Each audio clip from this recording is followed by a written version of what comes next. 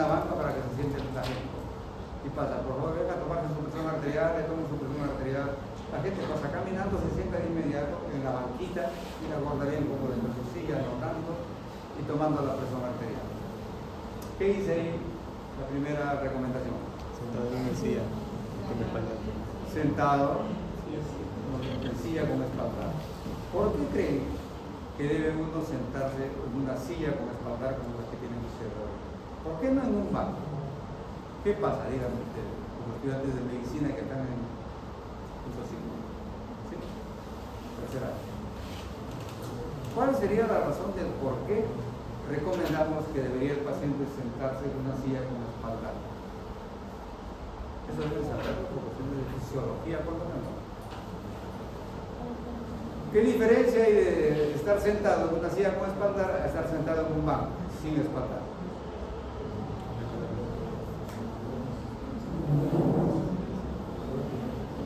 Hablen, les pido que hablen, por favor, no tengan temor. Yo sé que les hablo a veces con voz altisonante, tal vez haya parecido muy seria, pero no estoy siendo malo, por favor, no estoy esperando víctimas para abusar de ellas. No, hablen con confianza conmigo, ¿sí? Repito, ¿cuál es la diferencia entre el hecho de que hay un paciente que esté sentado con una silla con espaldar a un paciente que esté sentado con un banco normal?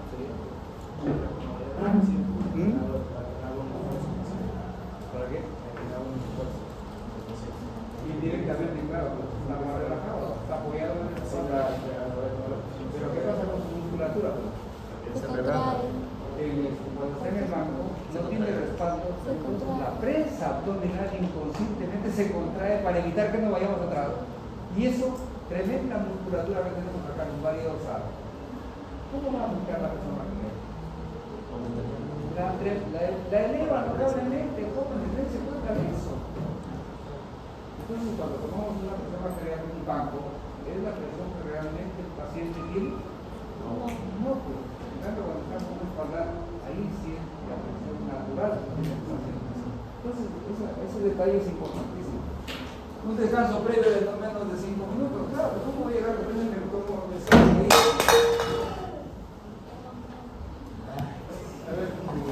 A ver, si pongo, a lo mejor tiene guarda de sus maletines, de minas, o de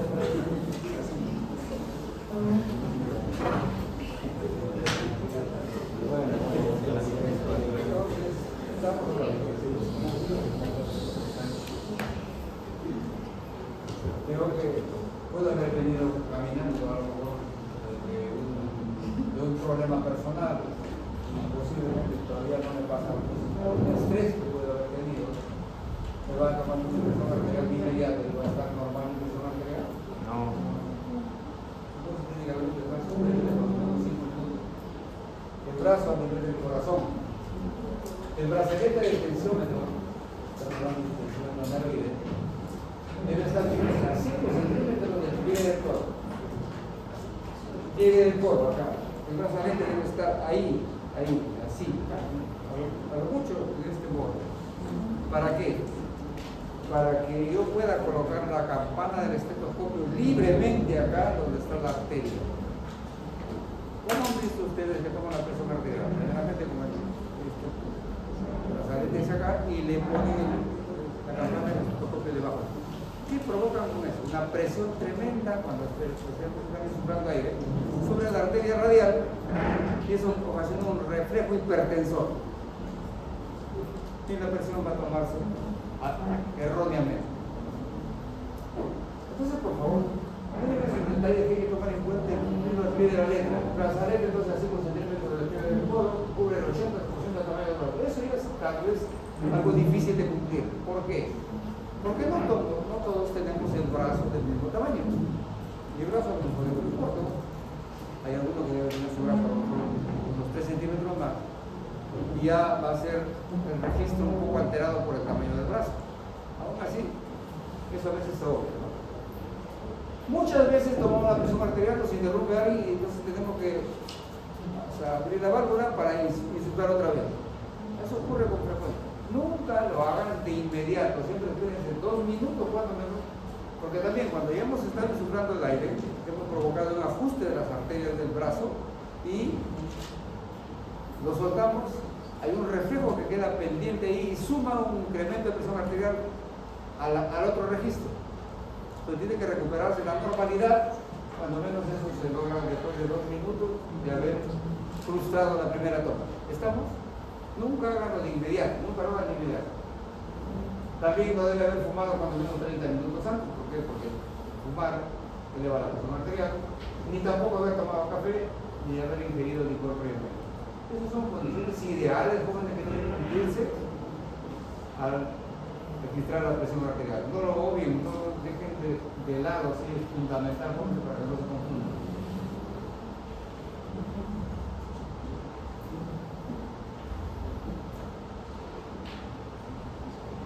Me refiero aquí en este caso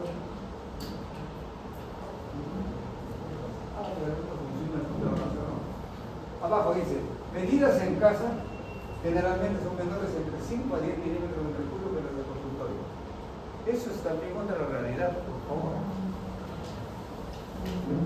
Cuando se toma el paciente o la paciente su presión arterial en su domicilio, con gente obviamente que conoce la técnica, siempre la presión arterial va a tener menos 5 o 10 milímetros de mercurio que la que se toma en cualquier consultorio, en cualquier hospital, en cualquier clínica. Porque ahí ocurre el famoso síndrome del mandil blanco. ¿Sí conocen ustedes lo que es el síndrome del mandil blanco? Es aquella condición en la cual todos los individuos, cuando están en un establecimiento de salud, no dejan de estresarse. Porque realmente uno va a una institución de salud a divertirse, a jaranearse, a reposar, ¿no? Porque está con un problema de salud y hay un ambiente por ahí que le hace sentir que hay gente que está sufriendo, hay gente que está estresada, hay gente que está apurada para hacer procedimientos, hay emergencias, hay gritos. Entonces es un ambiente bien difícil, un ambiente hospitalario. Y eso estresa a toda la gente y por lo tanto si le toma la presión arterial a una gente que ese estrés hasta 5 o 10 milímetros de mercurio más elevado que la presión normal.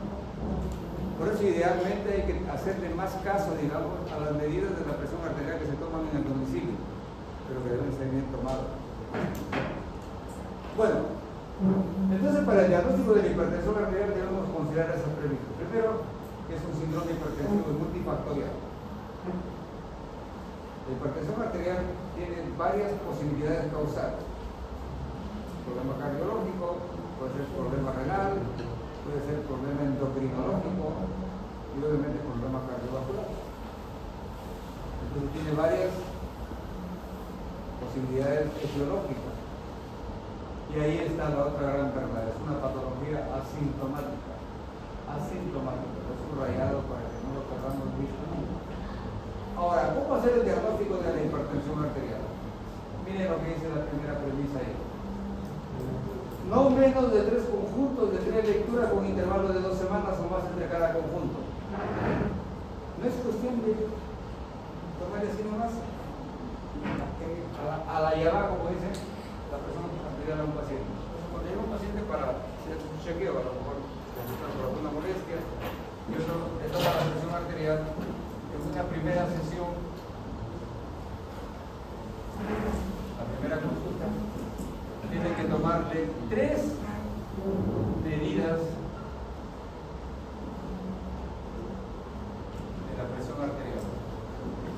Obviamente con un lapso, como hemos señalado ya, de 5 minutos cuando menos entre toma y toma.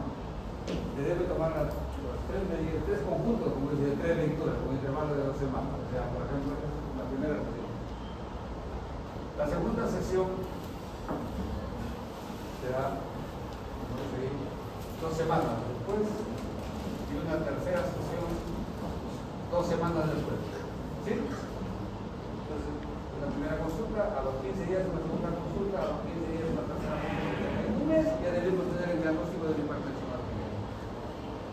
Pero estas 3 medidas de la presión arterial deben ser procesadas para que se obtenga la presión arterial media de las 3. Una. Esta debe ser la presión arterial media 2 y esta la presión arterial media, 3. Escúchenme.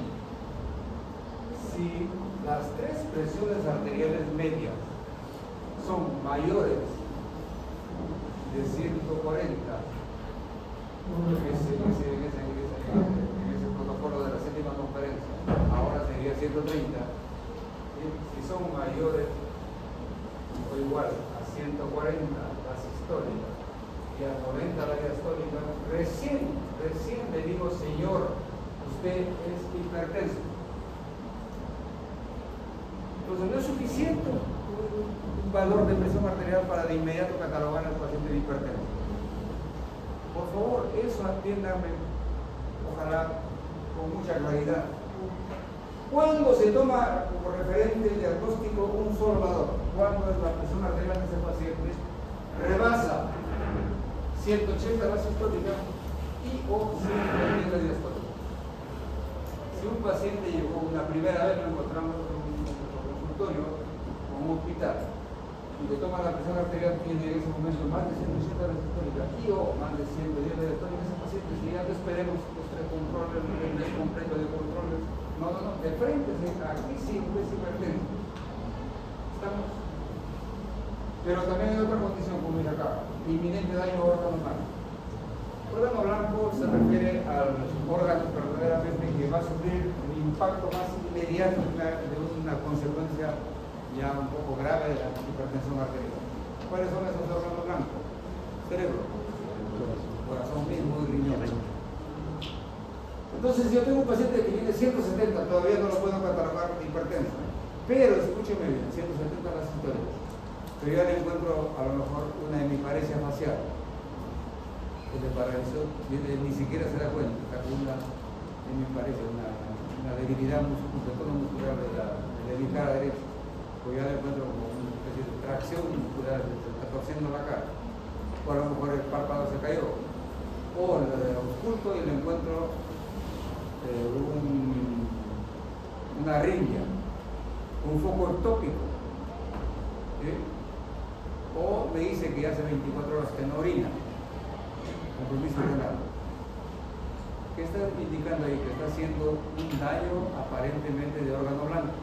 Ahí sí, cuando ya hay una evidencia o un aparente daño a órgano blanco y su presión, a pesar de que no esté en 180 y 110 para arriba, ya lo debo catalogar de hipertenso. ¿Se entiende, jóvenes? Está claro, ¿cierto? Bien, entonces cuando menos esta es la rutina diaria que deberíamos hacer para diagnosticar a un paciente. Le tomo 3 medidas de presión arterial, por ejemplo, hoy día, le saco la presión arterial media y lo dejo ahí. A los 15 días lo cito de nuevo, 3 presiones arteriales, le saco la media, otro registro. Y a la tercera sesión, la otra presión arterial media, si en las 3 está elevadas, ahí sí, categóricamente es hipertenso. Si solamente está en 2 en una, no es hipertenso. Por favor, así debemos tener mucha claridad en el diagnóstico de la hipertensión arterial. Bien.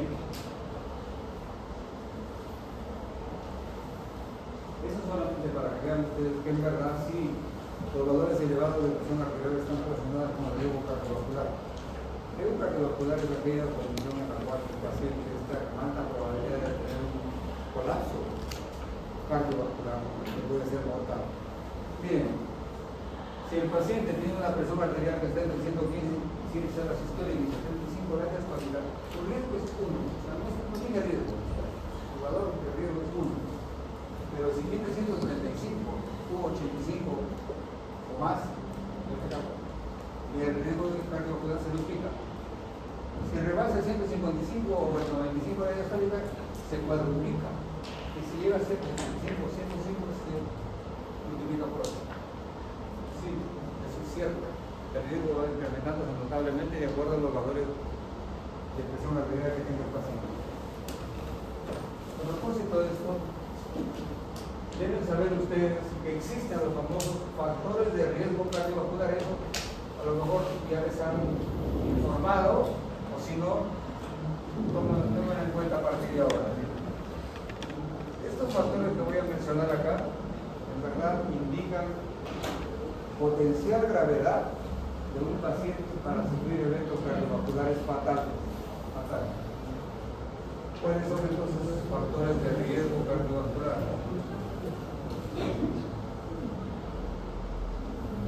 Primero, obviamente, la hipertensión arterial. Segundo lugar, la diabetes. La diabetes mellitus, ¿no? Tercer factor de riesgo, la obesidad. Cuarto factor de riesgo, el tabaquismo. Quinto factor de riesgo, las dislipidemias.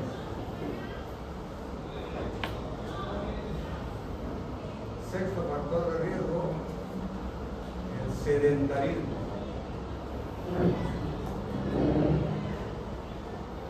Séptimo factor de riesgo, la edad.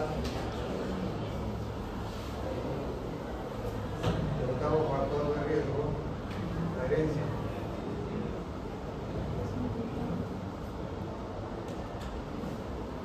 Esto debemos tenerlo muy en claro.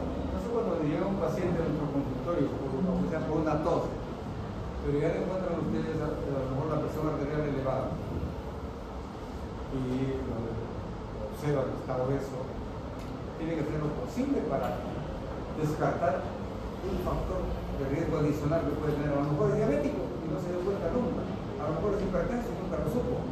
¿Por qué? Pues si tenemos tres factores de riesgo juntos, como ocurre comúnmente, hipertensión arterial, diabetes mellitus y obesidad, ese paciente va a morir en cualquier momento. Su esperanza de vida es cortísima, por favor. Es una realidad, es un dato real. ¿Estamos? Tenemos entonces la obligación de hacer prevención de salud en aquellos pacientes que tienen sobrepeso, que tienen hipertensión arterial. Hay que buscar obligatoriamente que ojalá no sea diabetes. Si tienen diabetes, por favor, tenemos que ser muy estrictos con ellos para exigir que cumplan, digamos, de un modo matemático las indicaciones preventivas y curativas. Porque si su expectativa de vida está ahí más abajo de la esquina, se termina. Eso es algo que deben tomar en cuenta, por favor. ¿Sí? ¿Y hay factores de riesgo que podemos modificar? Claro que sí. La hipertensión la podemos atender, controlar. La diabetes la podemos controlar. La obesidad, de hecho que sí, sino que es difícil porque el paciente es el que pone las dificultades. El tabaquismo peor, pues hay que eliminarlo incluso sin necesidad de ir a factor de riesgo. Las dislipidemias también es un problema de regular dieta y actividad física. El sedentarismo, por Dios, es una plaga miserable que ahora le está afectando a todo el mundo. ¿Cuántos de ustedes practican realmente deporte? Pero el deporte que requiere actividad física, porque el ajedrez es un deporte. Pero a mí no me interesa el ajedrez. No me ayuda para nada. Es una broma familiar. Un nieto, que en verdad es un maestro en ajedrez, campeón americano, campeón latinoamericano, sudamericano de ajedrez a los 12 años de edad. Pero es bien retraído, ¿cierto? Tiene esa actividad física. Y tengo otro nieto, que es un marranito, pero él hace su actividad física para controlarse. Entonces, el hijito hace un deporte. Digo, mira, todos los demás primos hacen deporte. Este flaco, aunque sea, digo, juega ajedrez. Dice, ¿qué? ¿Es deporte?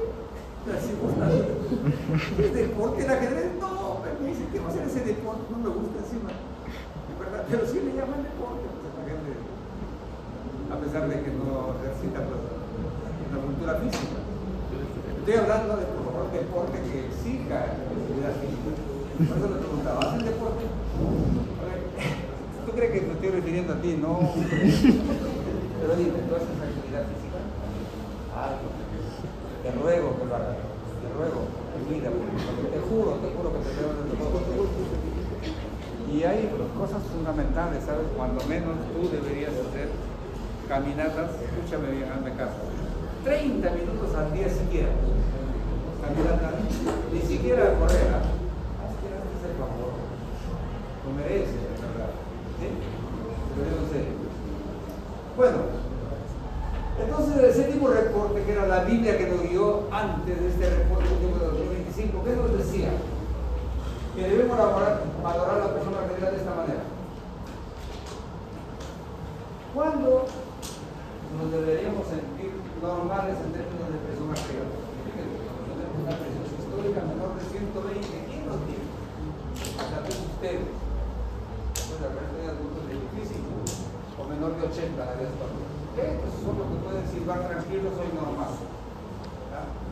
Pero lo que teníamos 120, 139 la sistólica, 80, 89 la diastólica, ya nos estaban calificando como prehipertenso.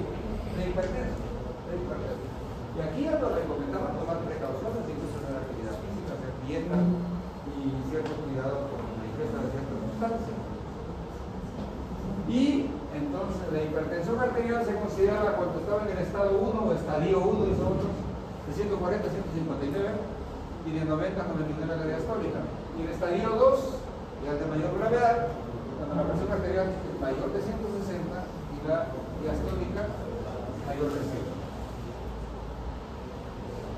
Repito, el reporte de 2025 dice que ya no, que ahorita acá debe ser 130 y se acabó todo el mundo, más arriba ya es hipertenso. Bueno, esa es entonces la valoración diagnóstica de la hipertensión arterial. Ahora, en cuanto al tratamiento, no perdamos de vista, jovencitos. Aquí es donde más vale la precaución de dar un tratamiento farmacológico, pero además nunca abandonar el tratamiento no farmacológico. Es tan o más importante el tratamiento no farmacológico que el farmacológico. ¿Qué consiste el manejo no farmacológico? Reducción de la ingesta de sodio. Es básico. Pero miren una aparente contradicción acá. Todos sabemos que cuando se disminuye la ingesta de sodio en un hipertenso, realmente está demostrado científicamente, si baja la cantidad de sodio que ingiere todos los días a un valor, digamos, sano, ¿saben cuánto baja su presión arterial? Demostrado de 5 a 10 milímetros de mercurio, solamente con bajar la ingesta de sodio. 5 a 10 milímetros de mercurio. Puede incluso a veces normalizarse su presión arterial con solo bajar ese rango de ingesta de sodio. Es lo importante de esta medida. Pero hubo un estudio científico que casi como que contradijo esto. ¿Cómo así? Si sabemos que el sodio, que es la sal común, cuando está ingiriéndose excesivamente, va a mantener la presión arterial elevada. Entonces, podemos deducir con facilidad que si ingerimos sodio mucho tiempo nos vamos a volver hipertensos. Sí, ¿no es cierto? Eso es lo lógico. Es simple y llanamente lógico. Se hizo un estudio para confirmar esa aparente lógica. Así que se dijo lo siguiente: si hay una población que permanentemente está ingiriendo altas cantidades de sodio, entonces la cantidad de hipertensos debe ser mayor que una población que no ingiere tanta cantidad de sodio. Lógico, simple, elemental. Así que para confirmar eso, se estudió poblaciones costeras, especialmente de caletas de pescadores, que tienen la costumbre, como por ejemplo en nuestras costas, de ingerir pescado salado cotidianamente. No sé si han visto, desde el grupo de acá es de San José, o de Monserrat. Bueno, yo les hablo de lo que conozco en el Perú de Trujillo, Huanchaco, Salaverry, la caleta de Buenos Aires, incluso Puerto Morín. Ahí la gente, al menos en mi época, yo vivía por ahí, que ingiere constantemente y de manera frecuente, me parece hasta pervertida, el pescado salado. Qué bárbaro. Yo tenía un tío en Puerto Morín que en su casa tenía un patio interior con cordeles. Sí. Yo pensé que era para colgar ropa. ¿Pero para qué era? Para solear el pescado salado. Llenecito de pescado, puré, bonito, caballas, ahí colgaditos como medias, que puedan soleado. Y me quedaba mirando, y la sal todavía caía, esparramaba, cantidad de sal, blanqueaba por la sal. Y este tío pasaba, en cualquier momento que pasaba, arrancaba un pedazo adentro y con un poco de chicha. Salía del droga, arrancaba otro pedazo y otro poco de chicha. Y así todo el día. Y me quedaba mirando, tenía 7 años, no sé, porque mira, este tío está loco comiendo esa porquería. ¿Y qué creen? Era hipertenso, murió de 102 años en Lima. Y en ese estudio que les cuento, no se encontró, jóvenes, ninguna incidencia mayor de hipertensos en una población de ese tipo que en la población que no comía tanta sal. Así que la conclusión es que la ingesta de sal en exceso no causa hipertensión arterial. Pero si el paciente ya previamente es hipertenso y comienza a ingerir mucha sal, se agrava su hipertensión arterial. Entonces, por lo tanto, la sal resulta ser más bien un agravante que un causante de hipertensión arterial. ¿Entiendan la diferencia? ¿Sí? Por eso, para mayor seguridad a un paciente que es hipertenso, para que no se agrave su presión arterial, se le dice, por favor, ingiere lo mínimo de sal que pueda. Por favor, eso es importante. También se recomienda suplementos de potasio, pero en forma alimentaria. Por ejemplo, hay productos que ustedes deben saber que lo que es común. Hay una fruta que se sabe tiene un alto nivel de potasio. ¿Cuál es? El plátano. El plátano. El plátano, particularmente el plátano de seda. Tiene un alto contenido de potasio. Se recomienda que todos los hipertensos coman plátano. Disminución de peso. Es clave, por favor. ¿Y eso cómo se logra? Dos cosas: actividad física y dieta. Ninguna de las dos cosas por separado. Y por si acaso, por favor, no sean tontos. Como dicen acá, a mí me gusta el término gafo. No sean gafos. Están creyendo que el té amargo, el té verde. ¿Qué estupidez es esa de que vamos a bajar de peso? Dios, qué tontería. No hay ninguna forma más importante para bajar de peso, más categórica para bajar de peso que la dieta y la actividad física. Demostrado. Ninguna de las dos cosas funciona por separado. Mucha gente no quiere hacer dieta y dice, no, yo solamente no puedo hacer actividad física.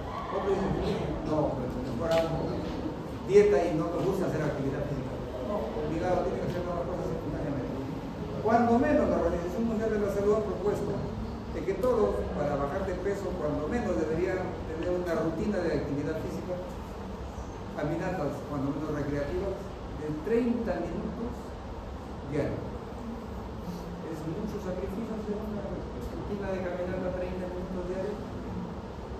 Por favor, solicito. Entonces ustedes corrijan ese riesgo de tener mucho peso. Consumo moderado de alcohol. Casi como que le quiero hacer propaganda de alcohol. Porque ¿qué debería haber puesto ahí?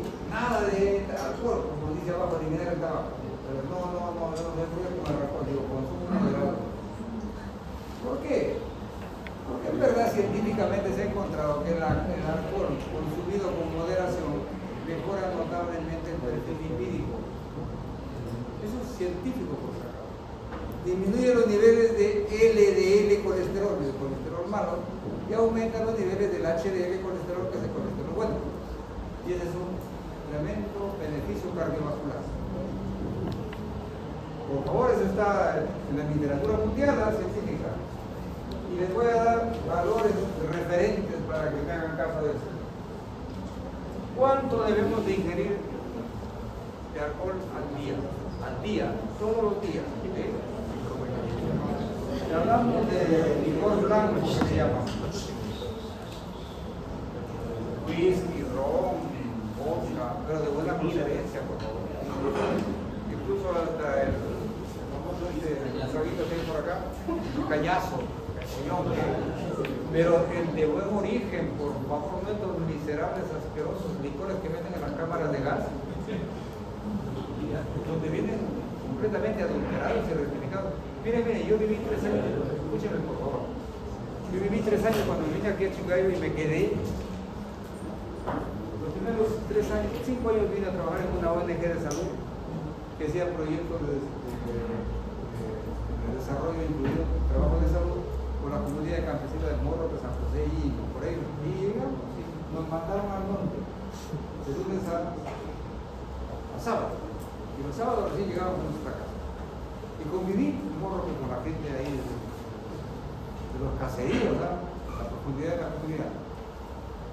Y ahí toman pues ese yonque miserable que lo traen de, no sé, de Salas, creo. Y qué bárbaro, qué borrachera tan brutal con ese yonque. Nos dejaba como si hubiese dado una paliza. ¿Y qué resulta? Cuando ya conversé con confianza con los jugadores ahí, me explicaron de que ese yonque venía adulterado. ¿Por qué? Porque resulta que la gente que conoce esos tragos dicen que el yonque de buen origen, el bien fabricado, sanamente, tiene un detalle que le llaman cordón. Y al pasarlo se deja un saborcito medio raro. Ah, ese es bueno, dice. Ese yonque tiene cordón.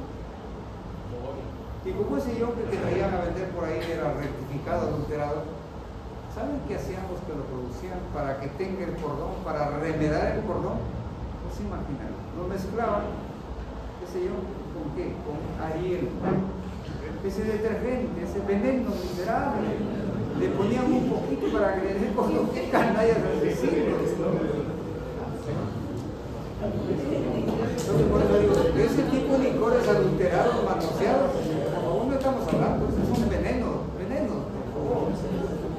Entonces, los blancos recomendados se han dicho el ron, el whisky, el vodka, el pisco, ¿cuánto debe tomarse al día?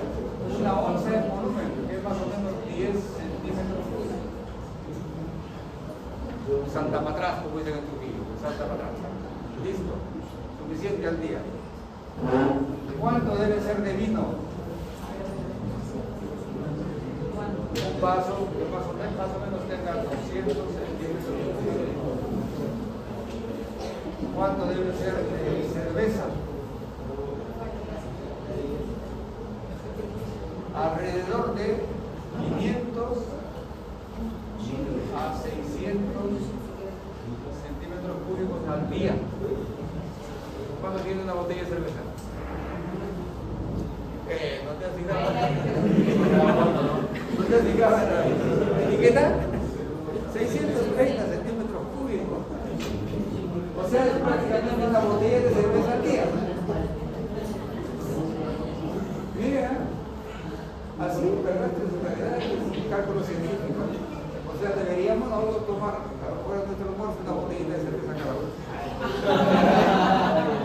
Pero escuchen, esto no significa, no es lo mismo que si juntaran las 7 cervezas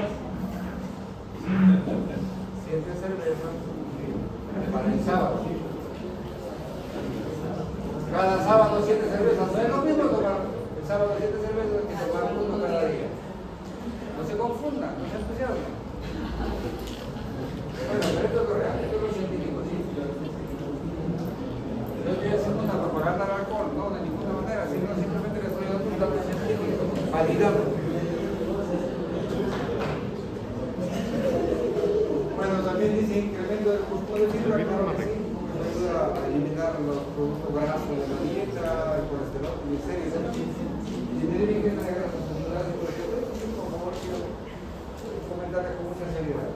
Y ahora que nosotros ingerimos mucha grasa saturada en las comidas. Si pudiéramos todo el mundo usar como aceite cotidiano, el aceite de oliva sería una maravilla, ¿verdad? Demostrado, el aceite de oliva es el mejor aceite de consumo que deberíamos tener en cuenta, ¿no? Es el más sano del mundo. Pero bien, pero peor las grasas saturadas, que por ejemplo la grasa del cerdo, la grasa de las carnes es saturada, muy tóxica. Y también, fíjense ustedes, depende mucho de la forma de preparación de la comida. Nosotros tenemos un reconocimiento mundial, como que a lo mejor tenemos una de las comidas más agradables del mundo. Está validado ya de manera Ayer veía un reportaje, precisamente, de un cubano que comentaba que nunca ha viajado por todo el mundo. Debe ser un cubano raro, pero me parece un poco de gente de todo el mundo. Y dice que en verdad, acá en este país me he quedado, dice, maravillado casi hasta las conclusiones, porque me he ido a curiosear sus mercados de Lima. Dice, me he quedado embobado de ver la cantidad, la variedad de alimentos que tienen ustedes. Ustedes viven en un paraíso, decía el cubano. Fruta, pero para escoger, verduras para escoger, carnes para escoger, pescado en todas sus formas, marisco en todas sus formas. Es un país maravilloso, y eso es cierto, cierto. Y la forma de preparación es una de las más ricas del mundo, definitivamente. ¿Qué como el taco mexicano, la arepa venezolana? No mamarracho, es una cuestión de lo extraordinario. Pero ¿cuál es el problema? Que también es bien tóxica nuestra comida, bien tóxica. Especialmente cuando comemos pollos a la brasa. Cuando comemos pancitas.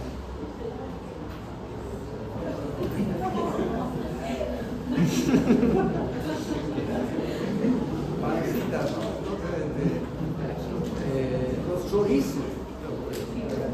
Miren, un poquito de este dato, por favor, no se olvide, la interacción de la llama, del fuego directo, con la proteína animal que se está quemando, como por ejemplo la parrillada, los pollos a la brasa, produce dos tipos de sustancias, escúchenme bien. Se llaman nitrosaminas e hidrocarburos poliinsaturados. Ambos, por separado, son tremendamente cancerígenos y mutagénicos, por favor, incuestionablemente. O sea, nosotros nos estamos suicidando si hacemos, digamos, si consumimos ese tipo de preparaciones con mucha frecuencia, cotidianamente. Ahí está el detalle. Son riquísimos, como decía, vino un cardiólogo a dar una conferencia acá y dijo, yo les juro que quisiera comer esta comida que tienen ustedes todos los días, pero mi razonamiento científico me dice que sí lo voy a consumir, pero tal vez solamente un cumpleaños mío. Viene lo que digo este miserable, de un cumpleaños mío, de un evento familiar, o cuando se muera mi suegra, para celebrar.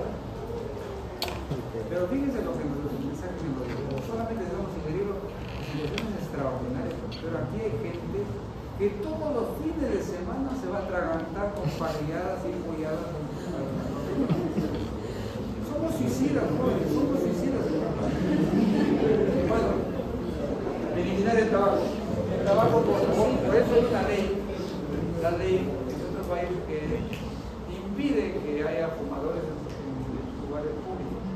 Y eso debemos hacerle respetar. El tabaco, pobrecitos, tiene cuando menos 200 componentes que son tóxicos, cancerígenos. No hay ningún elemento que podamos rescatar que es bueno para algo. Y hay un concepto que se llama el fumador pasivo. ¿Conocen ese concepto? Fumador pasivo. Que está calculado. Si yo, por ejemplo, estoy al lado de un vicioso fumador y este se fumó 3 cigarros, uno de sus cigarros ya lo fumé yo, porque estoy inhalando su pestoso aliento que eliminó con su tabaco. Así que si él se fuma 3 cigarros, ya lo fumé uno pasivamente. Ese concepto es fumador pasivo. Por lo tanto, tenemos derecho a exigirle que si estamos en un lugar público, que lo saquen ese individuo. A patadas, ojalá. Vicioso. Bueno.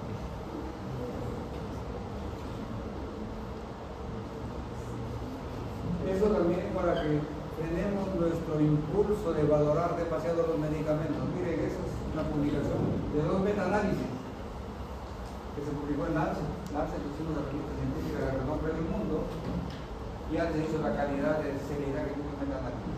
Y la conclusión que nos da.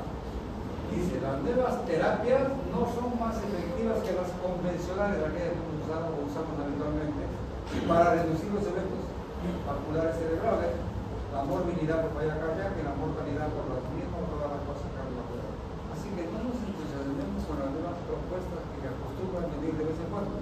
Por eso este reporte de 2025 que ya está mencionando usar ahí como antihipertensivos algunos fármacos que más lo estamos usando para la diabetes, ya están proponiendo que también lo usemos para la hipertensión arterial. Por favor, no nos especializamos mucho. ¿Sí? Muchos de estos antidiabéticos han sido retirados del mercado mundial porque producen cáncer. Entonces tengamos en cuenta eso.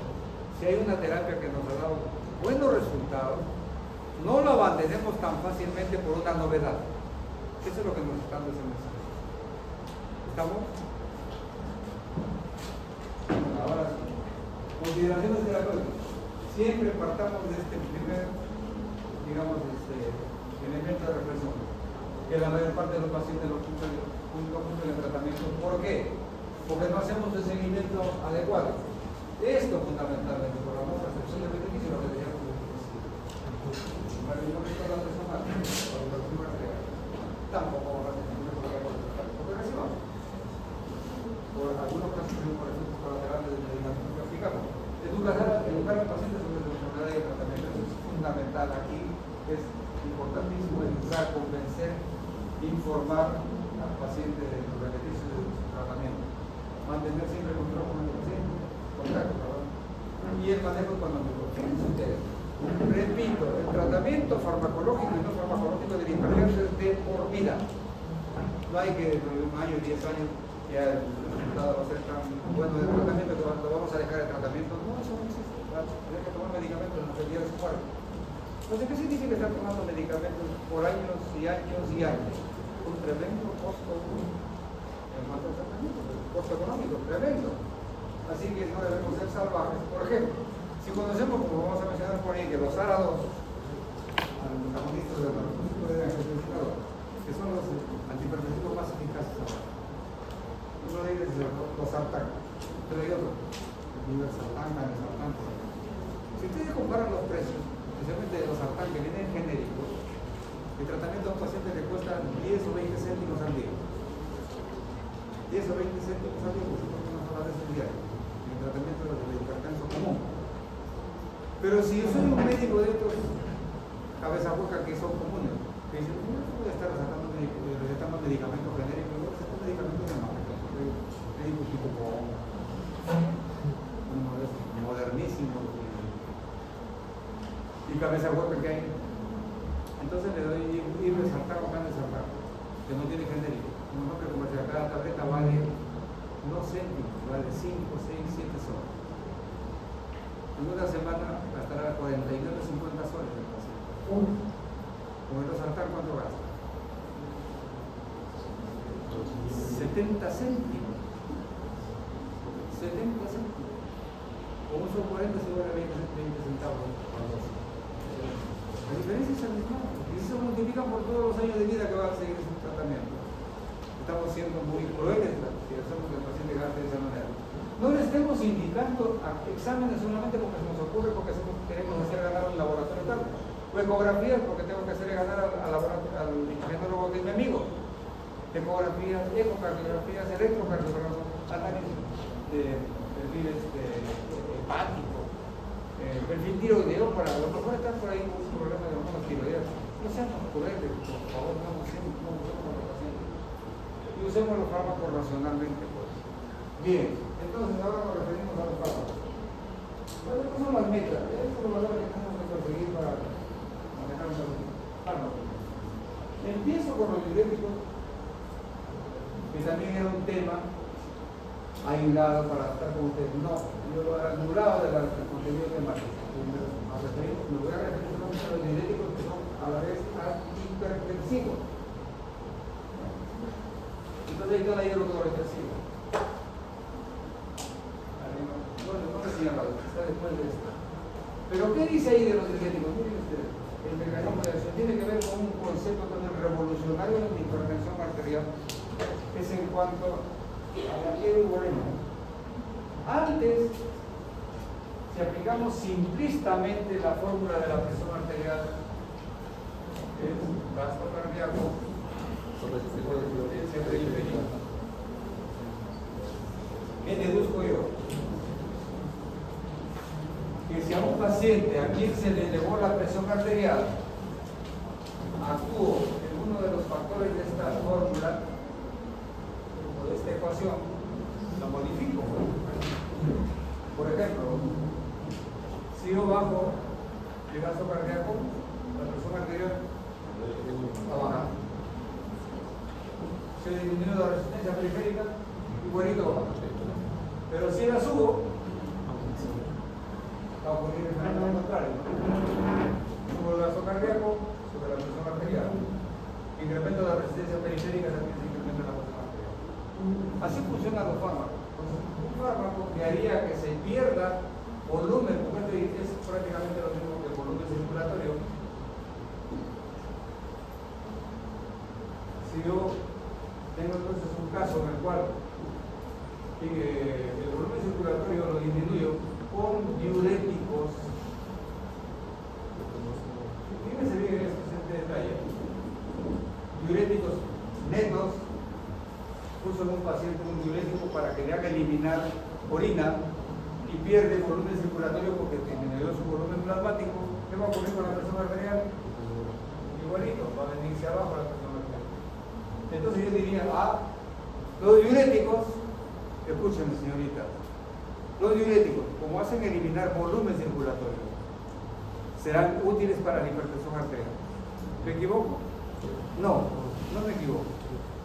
Pero realmente, en el manejo farmacológico de la hipertensión arterial, así no funcionan las cosas. Y primero que debemos saber, que la hipertensión arterial no es hipervolémica. El paciente es hipertenso porque está con un volumen circulatorio elevado. Ese es un error conceptual. Por favor, quiero que no pierdan de vista esto. El paciente hipertenso no está elevada su presión arterial porque tiene mayor volumen circulatorio. Su volumen circulatorio es normal. Que tiene otros mecanismos, generalmente su resistencia vascular es la que está elevada. ¿Se entiende? ¿Sí, no es cierto? Entonces, si yo me equivocara pensando que su volumen circulatorio está elevado, entonces tendría que sacar como conclusión, le doy un diurético, lo hago orinar bastante, baja su volumen circulatorio y su presión baja. ¿Sí? Eso es lógico, pero eso no ocurre aquí en la hipertensión arterial, por favor, no ocurre.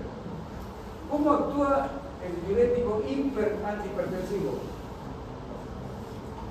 Induciendo vasodilatación, no haciendo perder volumen circulatorio.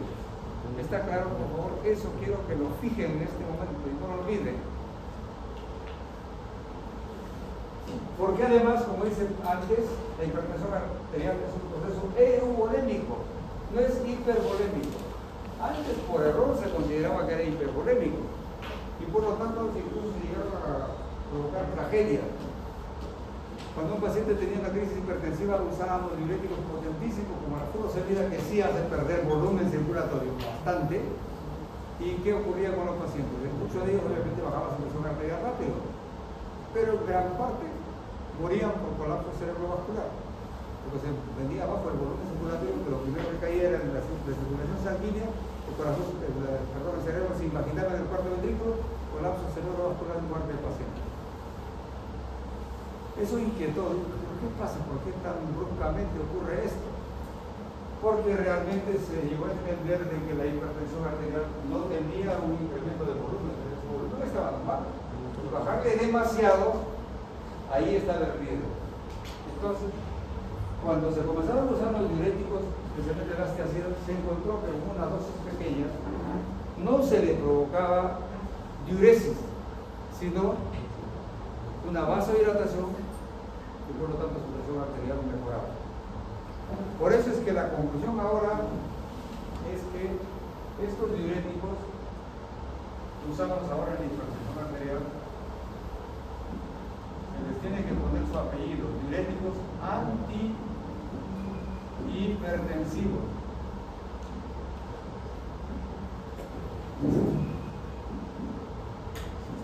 No diuréticos simplemente, diuréticos antihipertensivos. ¿Por qué? Porque aquí no estaban funcionando como diuréticos, sino como vasodilatadores.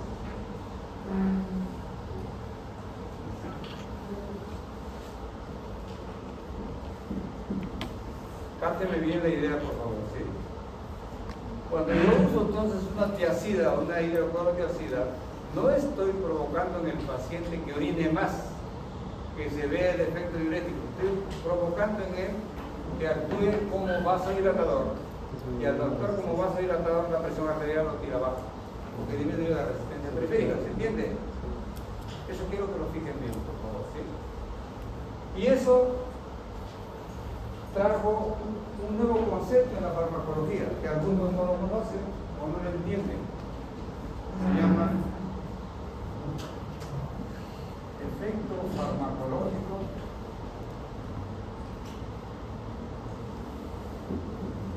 dependiente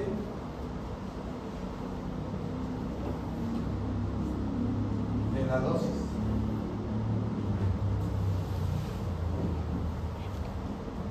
Es un concepto revolucionario, ¿verdad? Y no es que sea difícil de entender, lo que pasa es que a veces no se tiene un razonamiento tan claro. ¿Qué nos dice esto? De que hay fármacos que en verdad es cierto que con una dosis producen un efecto y con otra dosis un efecto inesperado, diferente. ¿Sí? No que el efecto es más intenso por la dosis o menos intenso por la dosis, no, sino otro efecto tiene, que con una dosis tal no ocurre. Necesita una dosis especial para que ocurra. Eso es el efecto farmacológico dependiente de dosis. ¿Cómo se explica esto? De que, por ejemplo, la hidroclorotiazida, que es el diurético antihipertensivo que les digo, cuando le doy a un paciente que tiene hipertensión arterial, le tengo que dar una dosis, fíjense ustedes, de 12.5 o a lo mucho 25 miligramos cada 24 horas. Pero si quiero que funcione como diurético, ¿saben cuánto debo darle? 50 miligramos cada 8 horas. Es la misma dosis.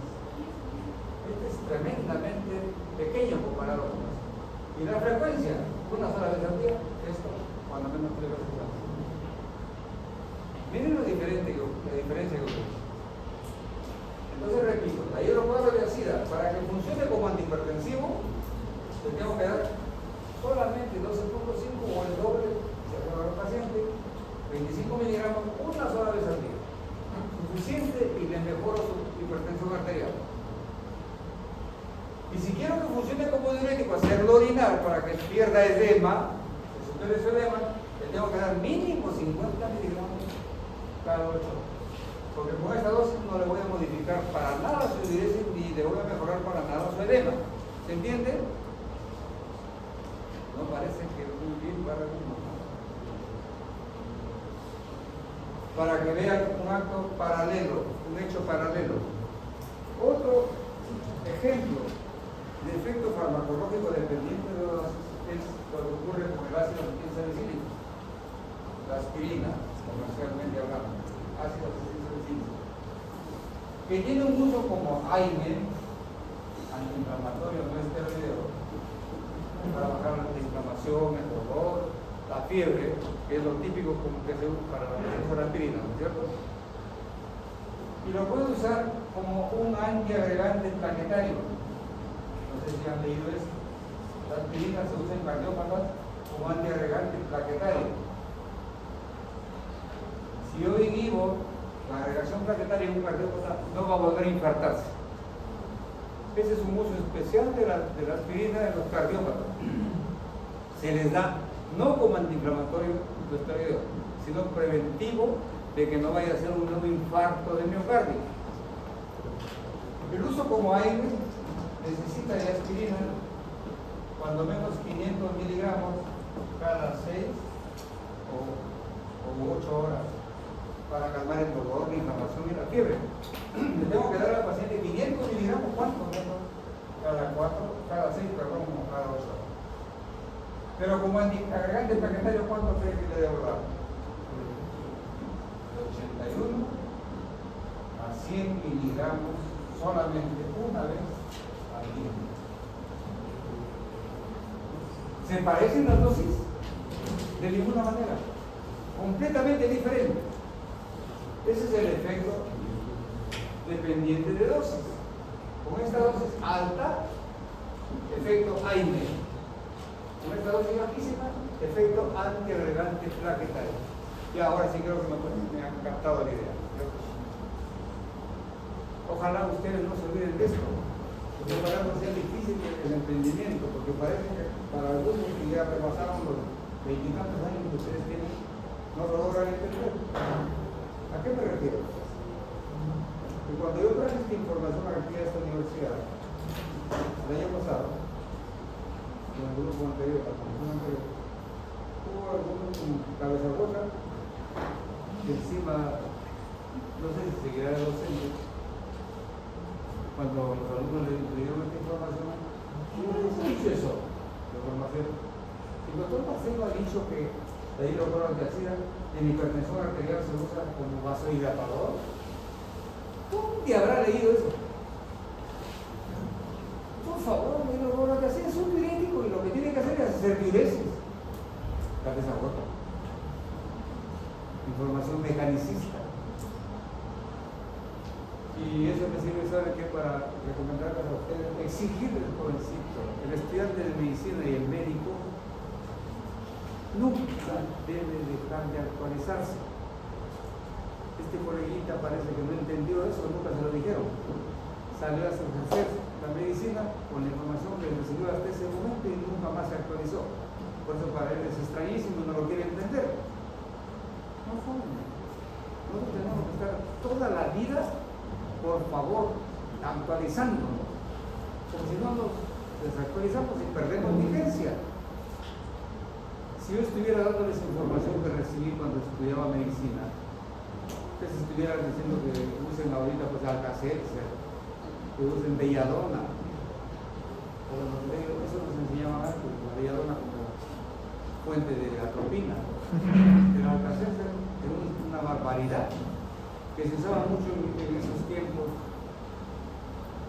para la resaca posalcohólica, para el dolor de cabeza, la acidez, el ardor de estómago. La famosa Alka-Seltzer ahora no creo que exista, no creo que exista un producto que venía para tabletas efervescentes que tenía uno que tomar cuando amanecía después de una tranca asesina.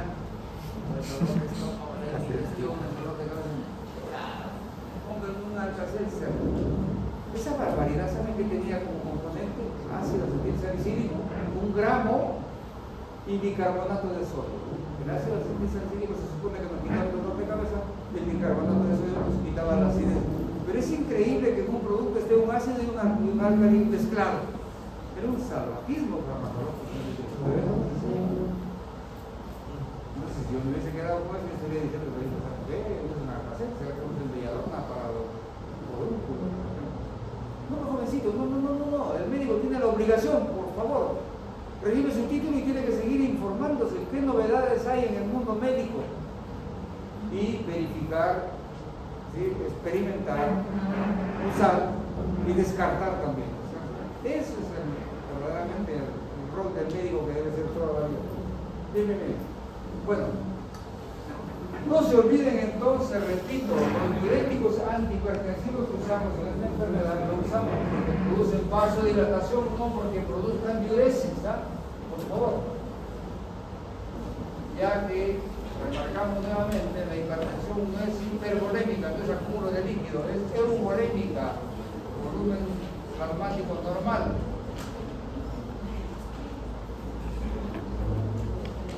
Está clara la idea, ¿no?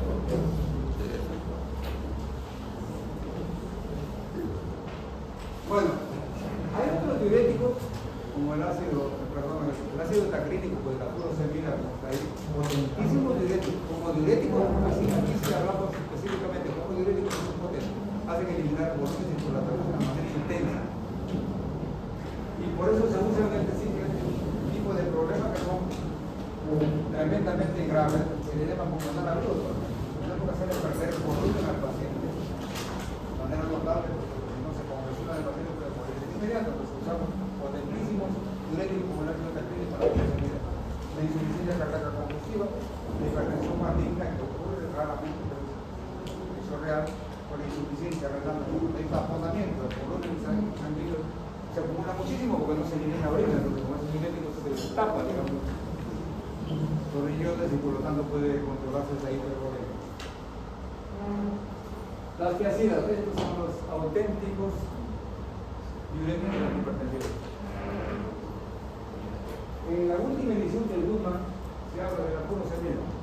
La última novedad es que en la furosemida ya se encontró también que con cierta dosis tiene efecto solamente vasodilatador. O sea, parece que vamos a incorporarlo ya a la furosemida como diurético antihipertensivo también, junto con la hidrocloretación. El ácido betaclínico, la amilorida también está promoviendo para eso. O sea, revisen los Gutmann si quieren en la última edición. Bien. Acá la tiacida, mecanismo vasodilatador típico, como se dice.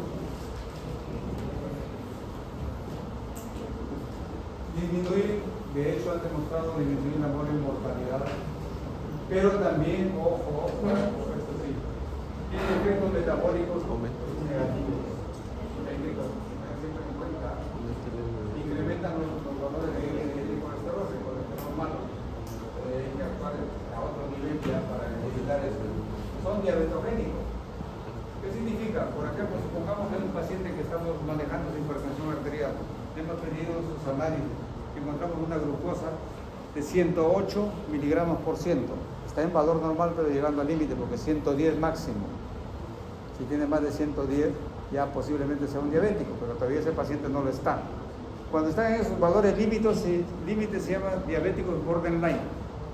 Están en el borde de la línea. ¿Sí? Ese paciente, a lo mejor si por ahí le dan un diurético tiacídico, lo convierten, lo elevan rapidísimo, lo elevan de nivel, lo convierten en diabético. Ese es el defecto de las tiacidas, el lado negativo de las tiacidas. Puede llevarlo a la diabetes, que estaba en el borde. Puede producir hiperuricemia. Eso va a desencadenar muchas veces que el paciente tenga crisis de lo que son esta patología que se llama gota, tiene que ver con el metabolismo del ácido úrico, hacen crisis de gota, que es un dolor articular gravísimo, severo. Otras no posibles recognitivos relacionados al potasio, puede haber un trastorno por ahí de ese tipo. Ese es el lado malo de las tiacidas, son excelentes como antihipertensivos. También podemos manejar la hipertensión arterial, si ustedes se acuerdan, con la información que recibimos, que conversamos cuando hablamos de la farmacología del aparato del sistema neurovegetativo, ¿se acuerdan? Los alfa-agonistas, alfa-antagonistas, beta-agonistas, beta-antagonistas, bloqueadores. Hablábamos de que modifica la presión arterial. Entonces, en la hipertensión arterial podemos usar bloqueadores neuronales como la guanidina, el guanadrel, porque tiran el sistema simpático abajo. El tirar el simpático abajo, la presión arterial va a disminuir. ¿Sí? O lo que tiene actividad central, como la antihipertensión y la clonidina, son agonistas alfa-2. Bajan la presión arterial. Tiene mucho efecto colateral estos dos fármacos, de tal manera que ahora ya no se usan, pero algo se sigue usando particularmente en la hipertensión inducida por el embarazo. Y ahí me detengo un poquito para remarcar esto. Por cito, en el embarazo, creo que ya les estoy comentando en varias ocasiones algo de este tipo. Siempre, por favor, hay que considerarlo como un potencial riesgo, ¿sí? Hay cosas inesperadas que ocurren en el embarazo, en algunos pueden. No se sabe a quién le va a ocurrir. Por el embarazo, comienza a desarrollar hipertensión arterial. Y lo mantiene todo el tiempo del embarazo, los 9 meses, y tiene que recibir tratamiento, a veces de emergencia, por hipertensión arterial. Curiosamente, da luz y desaparece la hipertensión arterial. Es una cosa de origen inmunológico. Igual ocurre con la diabetes gestacional. También muchas mujeres que no son diabéticas para nada, de repente en un embarazo están haciendo diabetes.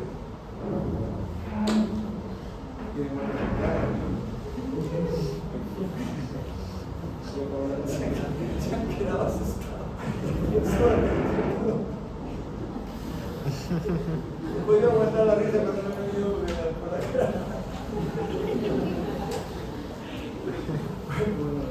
Ya no sufre.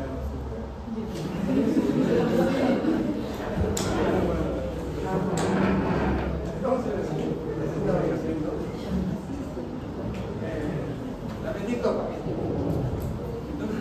la hipertensión inducida por el embarazo es un fármaco tremendamente útil, ¿verdad? Tremendamente útil y bastante sano. Se usa porque no afecta para nada al feto. ¿Sí? Bloqueadores ganglionares se usaban muchísimo antes, eran muy activos en emergencias hipertensivas, como por ejemplo el aneurisma aórtico disecante, que es una verdadera emergencia. ¿Saben lo que es el aneurisma disecante de aorta? Probablemente no han leído. Aneurisma es una condición en la cual en una pared vascular, especialmente arteria, se comienza a formar una debilidad. Y esa debilidad, a medida que el impulso cardíaco lo va, digamos, haciendo que la sangre presione sobre la pared del vaso sanguíneo, lo va acabando de formar, hasta que llega a romperse. Por eso habrán escuchado que hay aneurismas cerebrales. Un compañero de promoción mío murió el año pasado con un aneurisma cerebral. Espantosamente, era un cirujano cardiovascular. El hospital de seguro de Trujillo. Vino a su casa y un dolor de cabeza terrible. Había pedido un permiso de trabajo. Se acostó a su muerte y no se despertó mal. Aneurisma cerebral. Se reventó ahí. ¿Cómo va a operarse uno en su casa con un cráneo y llega a hacer una craneotomía? Y bueno, el aneurisma disecante es peor. ¿Por qué? Porque la aorta es un tremendo vaso sanguíneo, es casi como mi brazo, tremenda arteria. Imagínense la cantidad de sangre que hay al impulso. Entonces, cuando se rompe, la pared sale de inmediato disparada con el impulso cardíaco, tremenda, casi como si entramos con una taza de sangre al tórax, y así va provocando una espantosa, se mueren de inmediato. Aneurisma disecante de aorta. Y a veces se podía controlar los ángulos. Los beta bloqueadores, lo que quiero destacar particularmente el propranolol. Si ya hemos comentado, ¿se acuerdan en la clase de farmacología del sistema vegetativo? Propranolol, beta bloqueador, ¿cierto? Beta bloqueador, no selectivo. ¿Por qué no selectivo?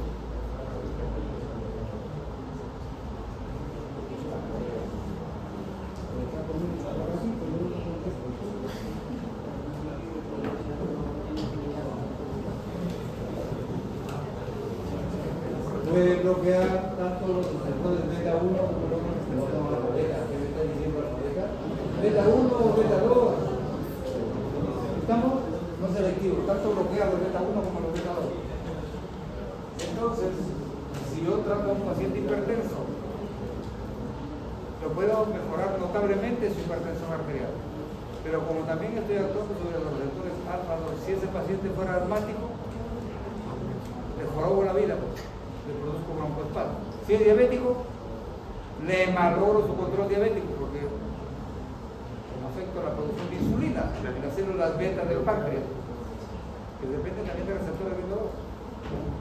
Entonces el propranolol tiene sus inconvenientes, no selectivo, pero sí cuando se da en un paciente que es puramente cardiópata hipertenso, excelente hasta el extremo, ¿verdad? Uno de los más reconocidos. Incluso los estudios de investigación que se han hecho para valorar la calidad del tratamiento de hipertensión reconocen que el propranolol es el que mejores resultados ha dado en el manejo global del paciente hipertenso, a pesar de esos efectos que estoy hablando de los bloqueos alfa 1, alfa 2, beta 2.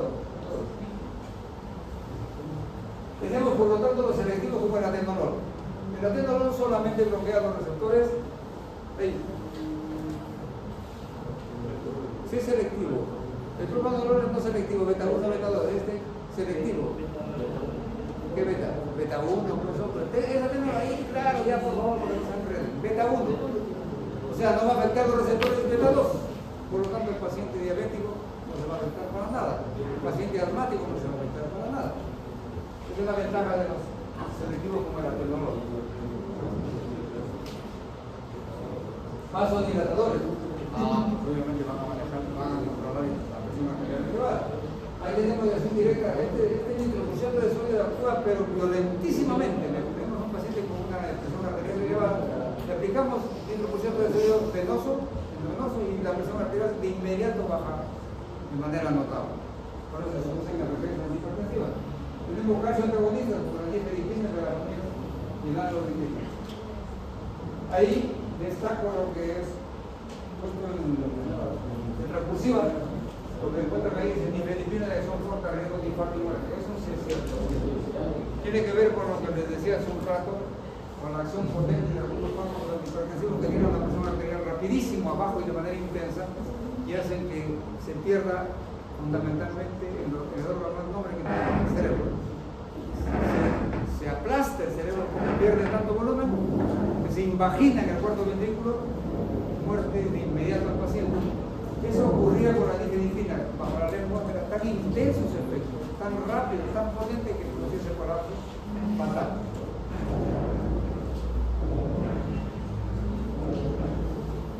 Alfa bloqueadores, también les mencioné en la clase que es una referencia, hay del plazocin, terazocin, rosucin, que fueron en un inicio muy usados en la hipertensión arterial, pero ¿qué ocurrió? Con el tiempo se encontró que estos fármacos con tiempo grande, o sea, iban perdiendo eficacia gradualmente y se abandonó el tratamiento natural.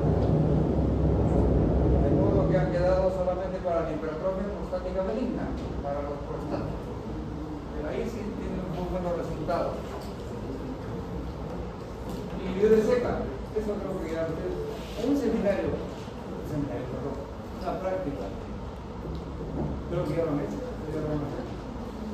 donde se llama el paciente con su todavía para bueno, el enalapril y el captopril son de la misma familia, son excelentes antihipertensivos, escúchenme bien, excelentes, todo lo que no existe. Tienen esas características farmacológicas, incluso mejoran el perfil lipídico, son muy utilizados en la paciente con neuropatía, particularmente diabética. Y tienen un inconveniente, son uso de medicamentos funcionales, incluso el tos, efecto exclusivo, es típicamente como el captopril. Y ese efecto exclusivo no lo hacen interactuando con las calicreínas, las bradiquininas, perdón, a nivel pulmonar. Es la principal causa de abandono de este tipo de fármacos, de los IECA, la tos, que produce algunos pacientes, y es insoportable, y al final dejan la medicina. Así hay que tener cuidado con eso. La alternativa resulta siendo los ALA2 que les hablé hace un momento. ALA2, los sartanos, magnífico antihipertensivo en verdad. Y por si acaso, como dice acá, no producen todos órdenes. Algunos textos por ahí, estos medios atrevidos, dicen, a ver, se ventaja de estos medicamentos que producen menos tos que los IECA. No es cierto, no producen tos, no es que produzcan menos tos. Porque no tienen mecanismos relacionados a la bradiquinina, por ejemplo. Son más eficaces como los IECA, como dice ahí, se usan bastante en los pacientes que son muy deformados. Para terminar, los emergencias hipertensivas. Ahí hay que tener en cuenta una recomendación importantísima. Ya no se justifica actuar tan rápidamente en una emergencia hipertensiva como antes se hacía. Decían, bájale la presión arterial de inmediato, ¿no? Por favor, porque pueden lograr ese colapso que se dice que puede ser fuerte en el paciente. Por eso dice ahí, reducir no más del 25% de inmediato. O sea, no tratar de bajarlo en el momento rápidamente la presión arterial, porque vamos a matar al paciente. Se debe hacer lo posible por ir haciéndolo muy calculadamente, de que baje poquito a poco, primero el 25% y luego el resto del nivel alto de la presión arterial. Ahí tenemos fármacos que todavía se consideran importantes, como el nitrofuseto, que es muy potente, se debe usar solamente en hospitales con monitorización. La nitroglicerina sí da un poquito de más tiempo, otros 5 minutos. El difenidrino que está condenado por el protocolo, el captopril que sí se justifica 15 a 20 minutos y ya está dando resultados, da tiempo todavía. La clonidina de igual manera. Y solamente para concepto, nunca confundan lo que es una emergencia con una urgencia. Son dos conceptos médicos diferentes. La emergencia sí, en la generalidad de casos requiere actuar de inmediato. La urgencia, todavía tenemos tiempo hasta 24 horas. Muy bien, jovencito.